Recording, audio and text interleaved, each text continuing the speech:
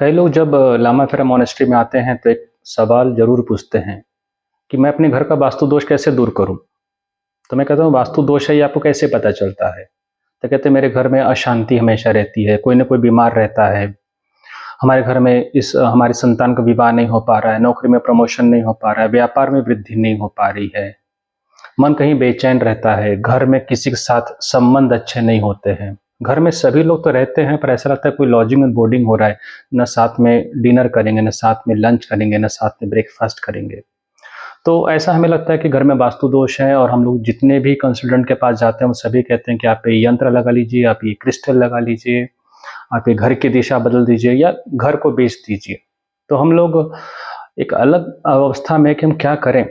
तो ये प्रश्न है हमारा कि क्या हमारा वास्तु दोष निकल सकता है क्या अगर हम ये सब उपाय करते हैं तो मैं उनसे उत्तर में केवल 2 ही चीज़ बताता हूँ, क्या आप टेम्परेरी सॉल्यूशन ढूँढ रहे हैं या परमानेंट सॉल्यूशन ढूँढ रहे हैं? अगर आप टेम्परेरी सॉल्यूशन ढूँढ रहे हैं तो जो भी चीज़ें आपने सुनी है या जो भी चीज़ें आपको बताई गई है, आप उस पे अमल कर सकते हैं। पहले आप वो उससे कोशिश कर सकते हैं।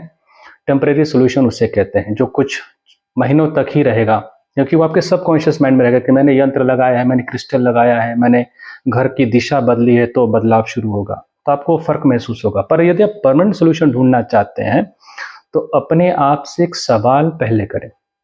अपने आप से एक सवाल पहले करें कि मेरे घर में तो मंदिर है और उस मंदिर में ईश्वर की मूर्ति मैंने रखी है, तस्वीर रखी होगी या मूर्ति रखी होगी और आप उसकी पूजा करते हैं, आपके पास शास्त्र भी होंगे घर के अंदर, आप घर में भजन भी लगाते होंगे, तो फिर घर में ईश्वर के रहने के उपरांत भी आपके घर में अशांति क्यों है?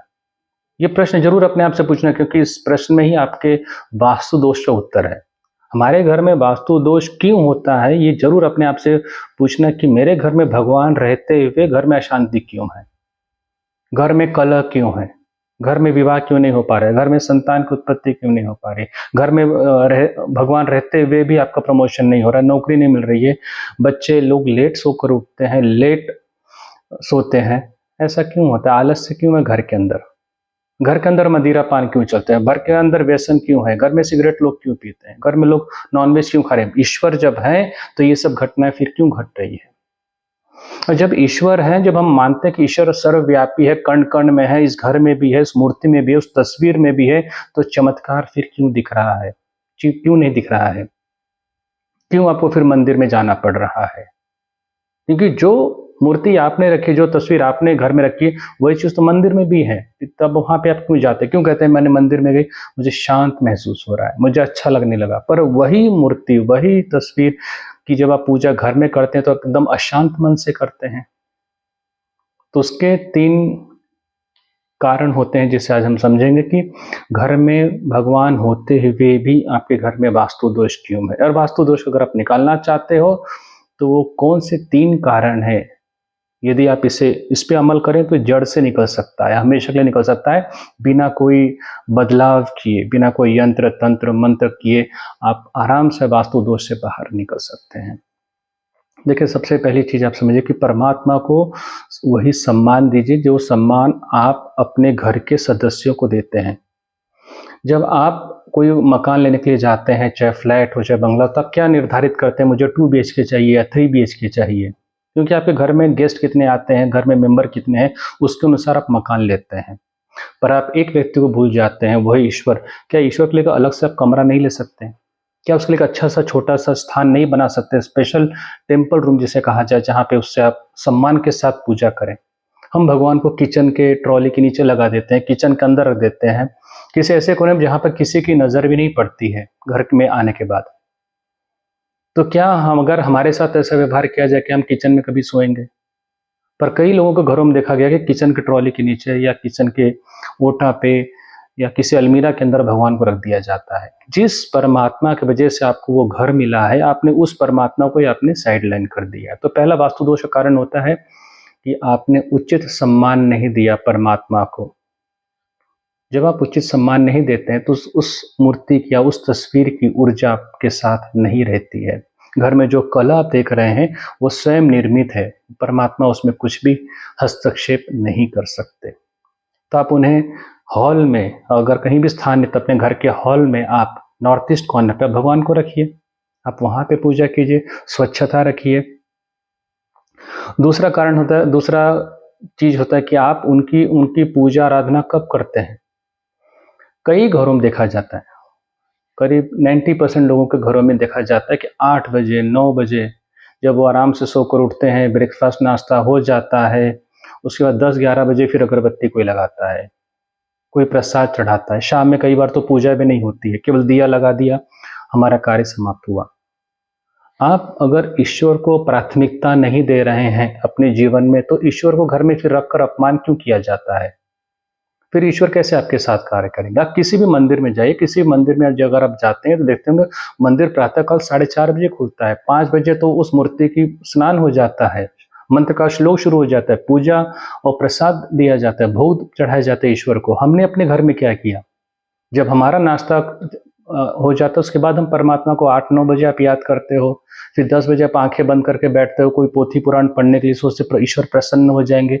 ईश्वर कैसे प्रसन्न होंगे? आप सबसे पहले आप अपने पेट को प्रसन्न करते हो, अपने स्वयं को ठीक करते हो। यदि आपके घर में 7 के बाद, सुबह 7 के बाद अगर आप पूजा पाठ अगरबत्ती कर रहे हैं तो उसका कोई भी उपयोग नहीं है। तो दूसरा कारण है कि आप अपने समय को बदलिए। सबसे पहली प्राथमिकता कि सुबह 7 के पहले आप दिया, अगरबत्ती, अग्निहोत्र स्पेशली मैं आपसे कहूँगा कि अगर अग्निहोत्र प्रतिदिन करते हैं, केवल 5 मिनट ही आपका जाता है, तो आपके घर में वास्तु अपने आप बदलना शुरू हो जाता है। अग्नि में वो शक्ति होती है घर की सकारात्मक ऊर्जा लाने में। दिन में अगर आप 2 बार नहीं भी कर पा रहे, कम से कम 1 बार तो कीजिए। एक बार में आपको 7 दिन में सकारात्मक प्रभाव दिखेगा, फिर आप शाम में भी शुरू कीजिए। एक सूर्योदय से पहले सुबह 7 के पहले अग्निहोत्र करें और शाम में संध्या काल में आप अग्निहोत्र करें। तीसरा चीज़ होता है कि क्या आपके घर में हमेशा निंदा, ईर्ष्या, द्वेष, झूठ, प्रपंच, तामसिक आहार चलता है? अगर है चलता है तो घर में भगवान की आप आराधना नहीं कर सकते, भगवान को सम्मान नहीं दे रहे हैं।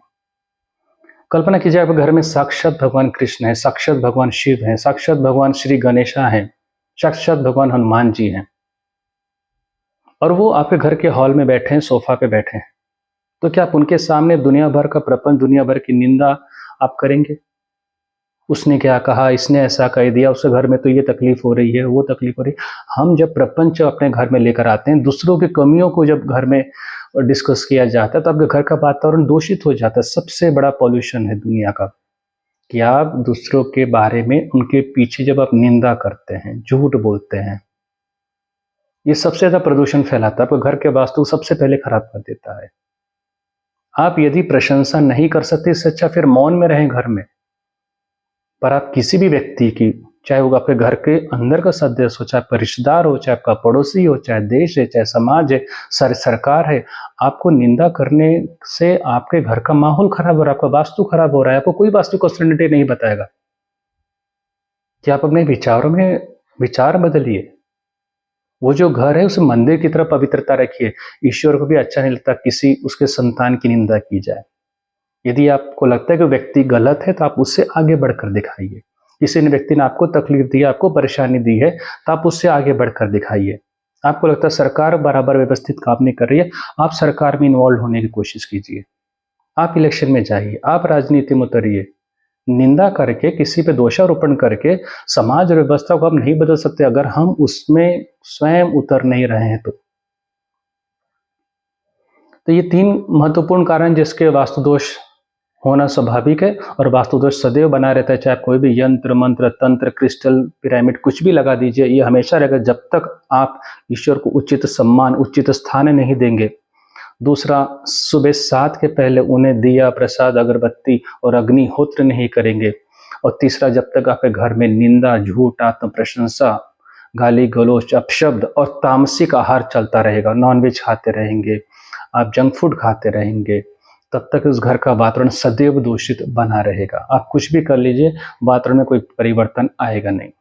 इसका ये 3 रेमेडी करने के बाद एक ऐसी रेमेडी मैं आपको आज बताने जा रहा हूँ कि जो आपने न कभी प्रयोग किया होगा, न कभी आपने सुना होगा, वह है लम क्रिया ध्यान। यदि घर में आपके 4 सदस्य हैं, आप पति पत्नी या 2 संतान, दोनों संतान की उम्र 10 साल के ऊपर है, आप चारों लोग बैठकर ध्यान कीजिए। आप एक साथ लंच नहीं कर सकते, कोई बात नहीं। आप एक साथ डिनर नहीं कर सकते, कोई बात नहीं। आप एक साथ ब्रेकफास्ट नहीं कर सकते, कोई बात नहीं।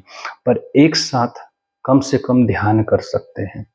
अगर आपने लम क्रिया ध्यान शुरू किया, घर में अगर 4 व्यक्ति, 4 6 व्यक्ति है तो 6, 8 व्यक्ति तो 8, एक साथ केवल 15 मिनट लम क्रिया ध्यान। आश्चर्यजनक, जिसे कहते हैं कि बियॉन्ड योर इमेजिनेशन, 21 दिन के अंदर आपके घर में वो सारी चीजें व्यवस्थित हो जाएगी जिसको आपको चिंता सता रही थी। घर में शांति हो जाएगा, स्वास्थ्य सबका अच्छा हो जाएगा, घर में ना कोई बीमारी रहेगी, ना कोई मानसिक तनाव रहेगा। हर कार्य अपने आप होना शुरू हो जाएगा। किसी का विवाह नहीं हो रहा था, विवाह के अच्छे प्रपोजल आना शुरू हो जाएंगे। किसी की नौकरी नहीं लग रही थी, नौकरी लगना शुरू हो जाएगी। किसी का व्यापार नहीं चल रहा था, व्यापार में समृद्धि हो जाएगी। किसी को नींद की तकलीफ थी, नींद की तकलीफ खत्म हो जाएगी। आपके घर में हमेशा टैबलेट्स आते हैं, दवा आते हैं, वो समाप्त हो जाएगा। लम क्रिया ध्यान में वो शक्ति है, ये अद्भुत परिवर्तन लाने की। तो केवल एक व्यक्ति करने से उतना प्रभाव नहीं पड़ेगा जब उस घर के सभी व्यक्ति बैठकर लम क्रिया ध्यान करें। यदि आप साथ में नहीं भी कर सकते, पर एक नियम बना लीजिए कि चलो एक व्यक्ति किसी भी समय पर चारों व्यक्ति को ध्यान करने की आदत डालिए। जिस घर में लम क्रिया ध्यान घर के सभी मेंबर करते हैं, उस घर में वास्तु दोष असंभव है, असंभव। करके देखिए, नए साल में ये प्रयोग आपके लिए ईश्वर का वरदान साबित होगा। जय हिंद।